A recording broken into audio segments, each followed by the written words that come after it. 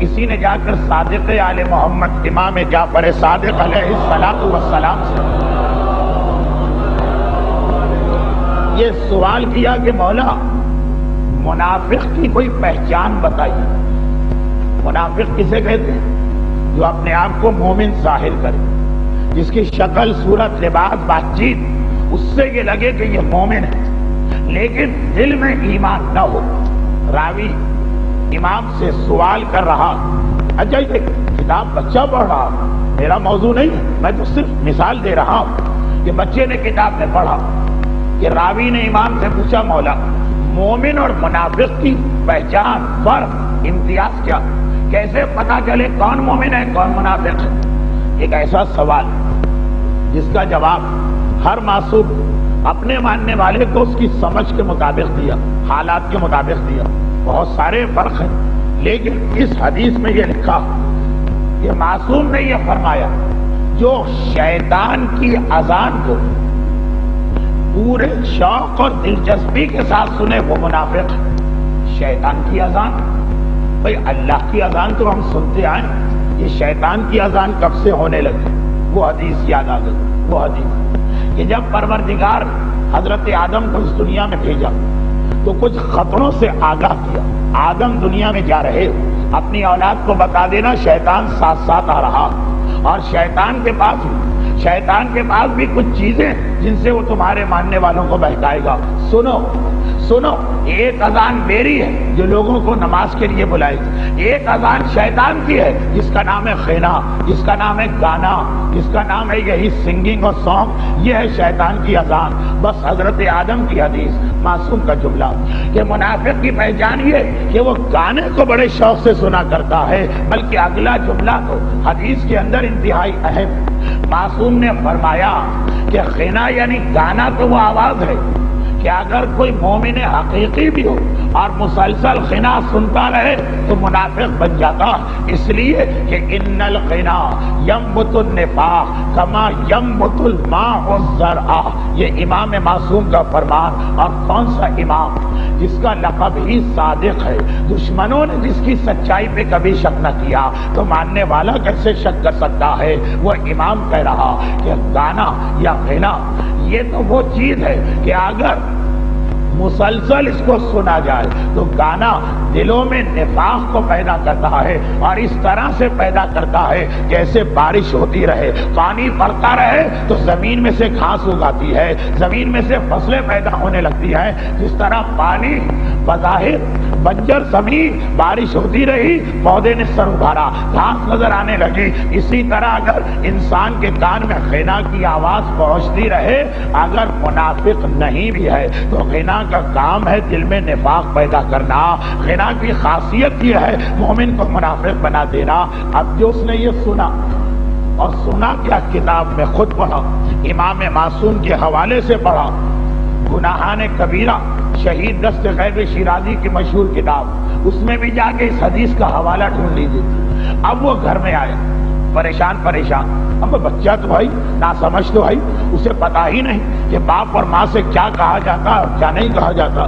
اب گھر میں جو آیا تو باپ نے ایک مرتبہ بلایا، بیٹا ذرا جلدی آ، بہت ضروری کام.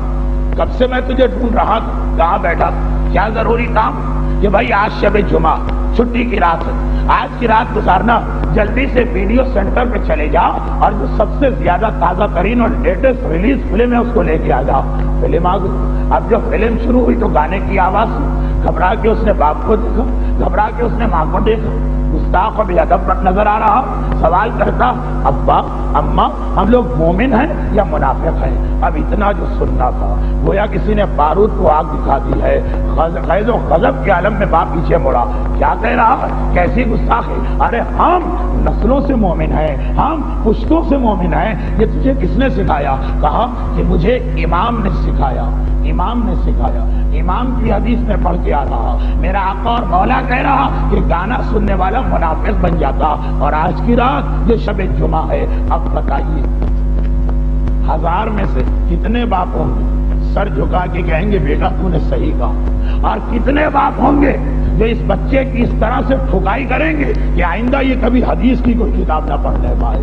ابو جہل و ابو لہب ولید اور عتبہ ان کے گھروں میں اسلام کے آنے سے جھگڑا ہوا سو ہوا، اس پر ہمیں تعجب نہیں۔ کیسے تعجب ہو جب آج مومن گھرانے میں، محب اہل بیت گھرانے میں، امام کا نام لینے والے گھرانے میں آج امام کی کوئی حدیث پڑھ دیجئے مومن برداشت نہیں کر پاتا ہے، وہاں جھگڑے شروع ہو جاتے ہیں۔ شوہر نے دین کی بات کی، بیوی ناراض ہو گئی، بیوی نے دین کی بات کی، شوہر ناراض ہو گیا۔ کتنے ہی گھروں میں جھگڑے۔ میں اکثر ایک واقعہ بیان کیا کرتا ہوں، 8 سال تو ہو گئے، نتیجہ نہیں نکلا۔ شادی ہوئی، شادی کے بعد کچھ عرصے تک بیوی خوش کہ مجھے بالکل صحیح شوہر ملا، مگر پھر شوہر گمراہ ہو گیا۔ اور کیا گمراہ ہوا؟ اس نے داڑھی رکھ لی، بیوی گھر چھوڑ کے میکے چلی گئی، اور آج تک کہہ رہی کہ گھر میں یا داڑھی رہے گی یا میں رہوں۔ بیوی اور داڑھی ایک ساتھ جمع نہیں ہو سکتے۔ لیکن جھگڑا کب شروع ہوا؟ جب تک وہ داڑھی منڈواتا تھا اور یزید کے طریقے پہ چلتا تھا تو کوئی اعتراض نہیں، لیکن جب اس نے امام معصوم کی سنت پہ عمل کیا بیوی کو اعتراض ہو گیا۔ کتنے ہی گھرانے ایسے ہیں کہ عورت پردہ کر رہی ہے اور شوہر پہلے بے پردہ تھا، شادی کے وقت بے پردہ تھا، شوہر بھی بڑا خوش کہ واقعاً مجھے ویسی بیوی ملی جیسے چاہیے، لیکن بعد میں بیوی بہک گئی، سر پہ حجاب ڈال لیا، سر پہ چادر ڈال لی، اور حالت یہ ہو گئی کہ اب شوہر کہتا ہے کہ یا چادر اتارو یا میں تمہیں طلاق دیتا ہوں۔ جھگڑا کب شروع ہوا؟ جب تک دشمنان اہل بیت کا طریقہ ہمارے گھرانوں میں رہا کوئی جھگڑا نہیں تھا۔ شوہر بیوی سے راضی، بیوی شوہر سے راضی، باپ اولاد سے راضی، اولاد باپ سے راضی۔ لیکن جہاں واقعاً صحیح اسلام آ گیا، جہاں پہ واقعاً دین کی پابندی شروع ہوئی، وہاں پہ جھگڑا ہو گیا۔ یہی بات اور ذرا بڑے پیمانے پہ دیکھ لیجیے، جب تک دشمن اسلام حکومت کر رہا ہے ایران میں، شاہ ایران سے کسی کو اعتراض نہیں، سب راضی، سب خوش ہیں، کسی کو اختلاف نہیں۔ اور جہاں پہ صحیح اسلامی انقلاب آ گیا، اب دنیا ایران کی دشمن نظر آ رہی ہے، تو چاہے ہمارے گھروں کا مسئلہ ہو اور چاہے ساری دنیا کا مسئلہ ہو، بات یہی ہے کہ اسلام کے بنیادی اصول ان پر مصالحت ممکن نہیں ہے۔ اور دنیا یہ سمجھتی ہے کہ اسلام سلامتی کا مذہب ہے، تو اس کا مطلب کیا ہوا؟ واجبات بھی چھوڑ دیے جائیں، حرام بھی انجام دیے جائیں، باطل کو حق مان لیا جائے، ظلمت کو نور تسلیم کر لیا جائے۔ بس یہ نہیں ہو سکتا۔ اگر اس مسئلے پر اسلام مصالحت کرنے کو تیار ہو جاتا تو حسین کو کربلا جانا ہی نہ پڑتا۔ بس اس ایک مسئلے پہ اسلام مصالحت کرنے کو تیار نہیں۔ قل یا ایھا الکافرون کا آخری پیغام یہی، لکم دینکم ولی دین۔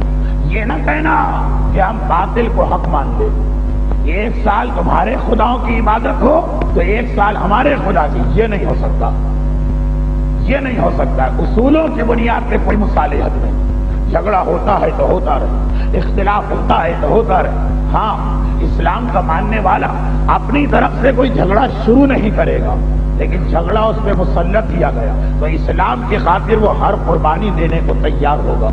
مدینہ چھوڑنا پڑے گا، راضی۔ حج کو عمرے سے بدلنا پڑے گا، راضی۔ کربلا کے جنگل میں آنا پڑے گا، راضی۔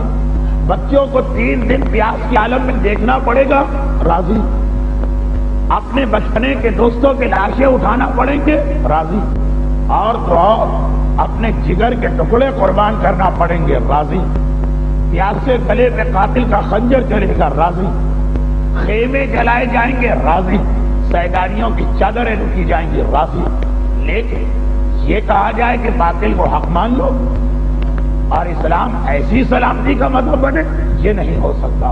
اصولوں کا معاملہ تو ایسا کہ اس کی خاطر حسین اپنے اکبر جیسے بیٹے کو قربان کر دے۔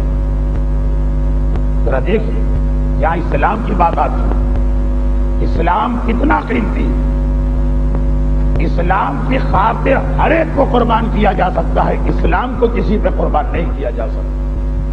کیا یہ اسلام کی اہمیت نہیں؟